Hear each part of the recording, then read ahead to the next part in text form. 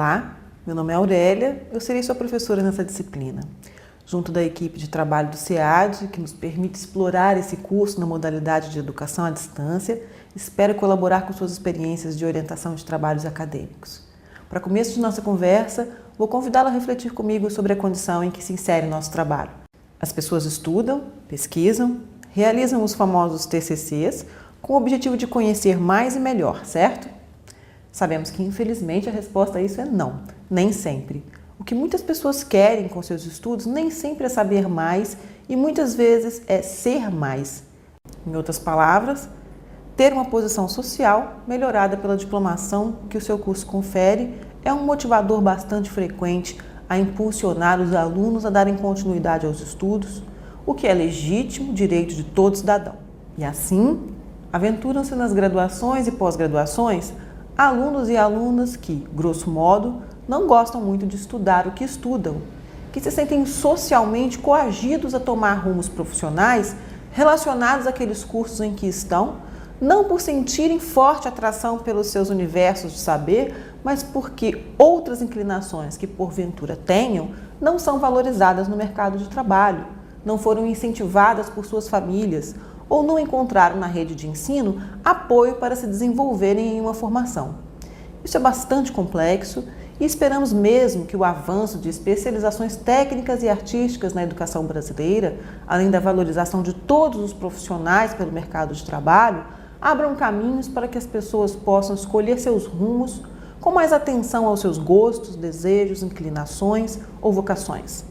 Fato é que este é o quadro que visamos no momento e, em consequência disso, muitas vezes os alunos chegam ao fim de seus cursos superiores sem ter mergulhado na atividade de estudo com interesse verdadeiro pelo saber, com curiosidade, com espírito investigativo, tão essenciais ao perfil do pesquisador. Isso dificulta imensamente o trabalho de orientação. E por mais que se possa e se deva investigar as origens sociais, culturais e econômicas que motivam esse quadro, até que grandes mudanças atinjam nosso sistema educacional, todos os semestres enfrentamos a situação de orientar pesquisas de discentes que não se colocam realmente na posição de pesquisadores. Nosso objetivo hoje, nessa videoaula, é trazer à tona esse fato social que implica diretamente na qualidade das orientações e no resultado dos trabalhos. Eis, portanto, o grande desafio, primeiro e muito importante, por atingir todas as etapas de construção do TCC. Como levar o aluno a envolver-se com o seu tema de pesquisa com interesse, com empolgação, com paixão.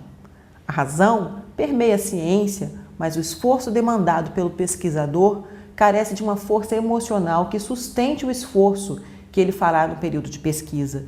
É preciso querer saber, ter desejo, vontade de conhecer mais sobre o tema da pesquisa que se abraça. Por isso, um dos momentos cruciais do processo de pesquisar é a escolha do que pesquisar.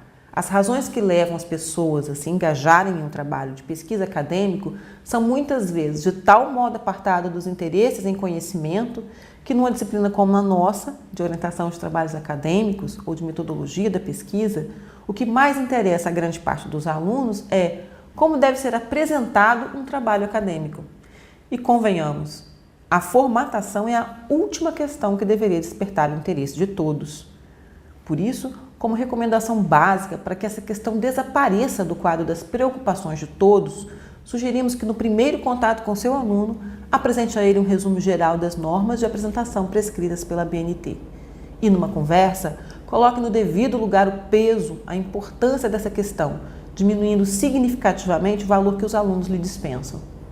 Antes de pensar em como formatar o trabalho, é preciso pensar, por exemplo, o que é o saber científico e distingui-lo entre outras formas de conhecimento.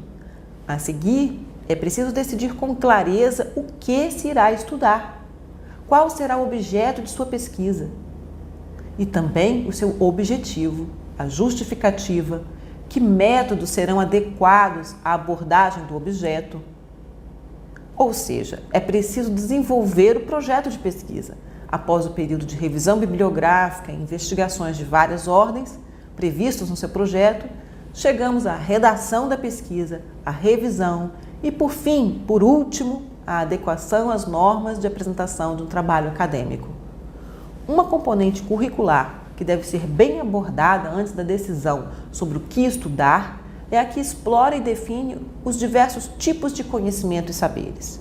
É valioso para auxiliar na decisão do aluno sobre o que estudar, ele precisa antes entender que tipo de conhecimento ele deve buscar, ou seja, o científico. Definimos assim os seguintes tipos de conhecimento. O conhecimento empírico, o senso comum. Esse tipo de saber tem como fundamento as experiências de vida. São características desse saber a falta de sistematização, a espontaneidade, a falta de reflexão e de método. Temos também o conhecimento mítico. Trata-se de um conhecimento baseado na fé de que existem modelos sobrenaturais dos quais brota o sentido de tudo. São características desse saber a presença de representações que não são logicamente raciocinadas nem resultantes de experimentações. Há também o conhecimento filosófico. Ele é racional, baseia-se na especulação em torno do real, tendo como objeto a busca de resposta aos problemas fundamentais relacionados à existência, ao conhecimento, à verdade, aos valores morais e estéticos, à mente e à linguagem. Suas características mais marcantes são o fato de não ser experimental e de ser fortemente sistematizado, elevando com isso suas especulações verbais ao mais alto rigor lógico na procura de respostas para as inúmeras perguntas que podemos formular. O saber das artes compõe um saber sensível e racional, que valoriza as experiências estéticas do humano e guarda o potencial de refletir e transformar a cultura. O conhecimento técnico é um tipo de saber que tem foco no fazer, no domínio do mundo e da natureza. É especializado e recorre à aplicação de todos os outros saberes que lhe podem ser úteis. E, por fim, o que nos interessa, o conhecimento científico. O saber científico é racional, é produzido mediante investigação da realidade, seja por meio de experimentos, seja por meio de busca do entendimento lógico de fatos e fenômenos, relações, coisas, seres e acontecimentos. É um saber sistemático, metódico, metodológico, prevê observação, investigação, experimentação, validação, comprovação, refutação, novas observações e revalidações constantes. O conhecimento científico possibilita ao ser humano elaborar instrumentos os quais são utilizados para intervir na realidade e transformá-la para melhor ou para pior. Ao produzir diversos tipos de informações, conhecimentos e saberes, o ser humano pensa, problematiza, raciocina, julga, avalia, decide e age no mundo. Assim, retomamos a nossa pergunta inicial. Como levar o orientando a realmente se envolver com um tema que lhe aguce a curiosidade e leve-o a descobrir o que interessa de fato estudar, o que ele quer saber e saber cientificamente. Quando o interesse pelo conhecimento é genuíno, todo o processo de pesquisa, por mais longo, minucioso e cheio de percalços, torna-se possível e não raras vezes muito agradável. Já se disse que conhecer é elaborar um modelo de realidade e projetar ordem onde antes havia caos. Logo, uma questão que se pode convidar o aluno a colocar a si mesmo diante da decisão sobre o que pesquisar é o que o perturba, o que o inquieta, sobre que questão você está disposto a reservar várias horas do seu dia para, ao fim de um longo processo, conhecer mais. Temos aqui um ponto mais complexo do trabalho de orientação. Hora em que conversas entre orientando e orientador devem tomar o rumo do conhecimento do primeiro pelo segundo. Pense no seu aluno, nesse momento, como alguém a quem você precisa conhecer. Alguns instrumentos, como entrevistas, podem auxiliar você nisso. Quanto mais você conhecer dos interesses, dos problemas, da história de vida do seu orientando, maiores serão suas chances de ajudá-lo a encontrar o melhor objeto de pesquisa para ele. A escuta docente aqui não é uma escuta psicanalítica e em nada é parecida com isso. A intenção dessa nossa escuta é a de encontrar informações que levem a identificar relações, elos, entre os componentes curriculares típicos do curso do orientando e as suas motivações pessoais mais intensas. E um possível objeto de pesquisa surgirá disso. Comumente, os alunos chegam aos orientadores com um objeto de pesquisa definido. Isso pode ser uma solução, se revelar que o aluno tem um grande interesse de pesquisa que ele não abandonará de forma alguma. Ou pode ser um problema, se a escolha é imatura, inadequada em seu foco, Um foco muito aberto, por exemplo, torna a pesquisa mais difícil e potencialmente confusa, inadequada em suas motivações. E nesses casos, levar o aluno a perceber isso e voltar à etapa de definição do seu objeto pode ser bem complicado.